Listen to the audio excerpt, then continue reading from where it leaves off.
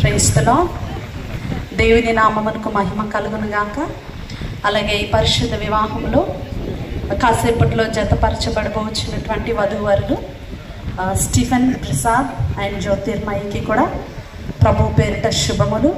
వేదికను అలంకరించిన పెద్దలకు, దైవజనులకు వందనాలు. అలాగే మ్యారేజ్ రిజిస్ట్రార్ గారికి కూడా ప్రత్యేకమైన వందనాలు. కూడి వచ్చిన బంధుమిత్ర శ్రేయోభిలాషులందరికీ కూడా ప్రభు పేరిట వందనాలు చెల్లిస్తున్నానండి. మరి ఈ రోజున మా పిల్లల్లో ఒక కుమారుడు స్టీఫెన్ ప్రసాద్ తన చిన్నతనం నుంచి కూడా నా వివాహం జరగక ముందు నుంచి కూడా వారి మేనమావ గారి దగ్గరే ఉండేవారు. వారి తల్లిదండ్రుల కంటే ఎక్కువ మా దగ్గరే, మా కుటుంబస్తులతో, మా సంరక్షణలోనే ఉన్నాడు. మరి కొంతకాలం వచ్చిన తర్వాత యవ్వనస్తులు అలా దారి తప్పుతూ ఉంటారు. అలాగే మా అబ్బాయి కూడా, పెండ్లి కుమారుడు కూడా కొన్ని తప్పటడుగులు వేయటం జరిగింది. కానీ దేవుణ్ణి ఆశ్రయించిన వారిని దేవుడు విడిచిపెట్టడు. మనుషులు తప్పు చేసినప్పుడు సరిచేయడానికే దేవుడు, దైవ సేవకులు ఉంటారు. పిల్లలు పాడైపోతున్నప్పుడు మరి వారి మేనమావ గారు వారిని తీసుకొచ్చి ఏదో ఒక రకంగా సెట్ చేయాలి, ఏదో ఒక రకంగా ఒక బ్లెస్డ్ పొజిషన్లో ఉండాలని మరి ప్రార్థన చేయటం, ప్రార్థనా పూర్వకంగా అనేక సార్లు కౌన్సిలింగ్ ఇవ్వటం జరిగింది.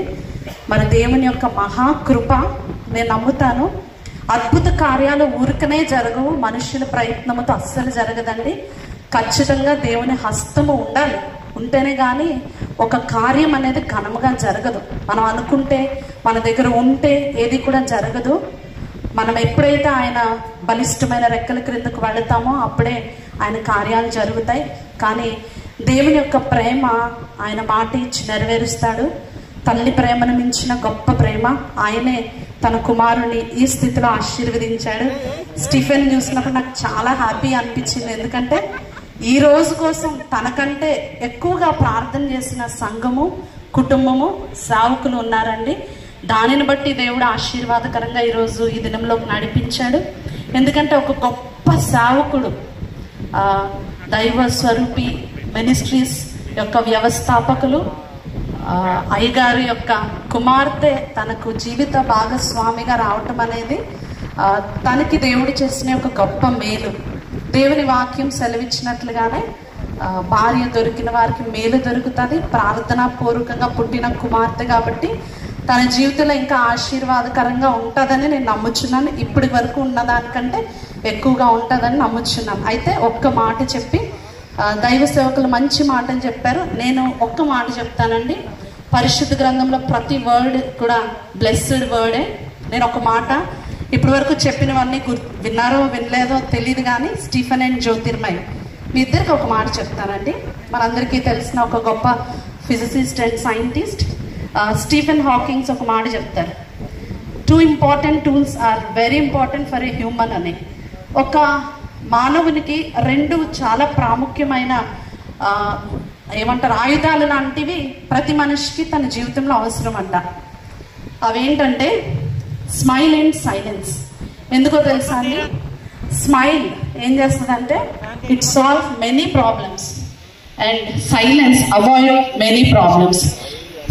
నవ్వు అనేది, స్మైల్ అనేది ప్రాబ్లమ్స్ రాకుండా చేస్తుందండి. అలాగే ఈ సైలెన్స్ కూడా చాలా ప్రాబ్లమ్స్ని అవాయిడ్ చేస్తుంది. ఈ 2 వైఫ్ అండ్ హస్బెండ్ తన జీవితంలో కలిగి ఉంటే కనుక వారి లైఫ్ లాంగ్ కూడా చాలా హ్యాపీగా ఉంటారని నమ్ముతున్నాను. అలాగే వీటికంటే ఒక మానవుని ఒక మాటల కంటే గొప్పది దైవ వాక్యము. ఆ వాక్యం ఒకటి చెప్తుందండి, దేవుడు అనుగ్రహించు ప్రేమలో ఉన్నటువంటి ఐక్యతను కాపాడుకునే విషయంలో శ్రద్ధ కలిగి ఉండాలి.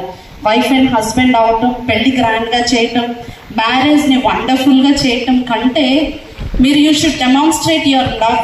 ఏం చేయాలంటే యేసు ప్రభు హీ డెమాన్స్ట్రేటెడ్ హిజ్ లవ్. ఆయన ఈ లోకానికి తన ప్రేమను వ్యక్తపరిచారు. చాలా మందికి ప్రేమించడం తెలుసు కానీ ప్రేమ వ్యక్తపరచడం తెలియదు. లోబడటం అంటే ఏంటో తెలుసు కానీ లోబడటం చేత కాదు. ఈ 2 అర్థమైనప్పుడే వైవాహిక జీవితం చాలా బ్యూటిఫుల్గా ఉంటుంది. కాబట్టి love and submission is very important. ప్రేమ, లోబడట, మీరు ఐక్యపరచబడ్డారు, దాన్ని కాపాడుకునే విషయంలో చాలా శ్రద్ధగా ఉండాలి. ఈ మాటలు అర్థమయ్యా నమ్ముకుంటూ వీరిద్దరిని దీవిస్తున్నాను. God bless you. అండ్ ఈ సమయం ఇచ్చిన అధ్యక్షకుడు ప్రత్యేకమైన వందనాలు. Thank you so much.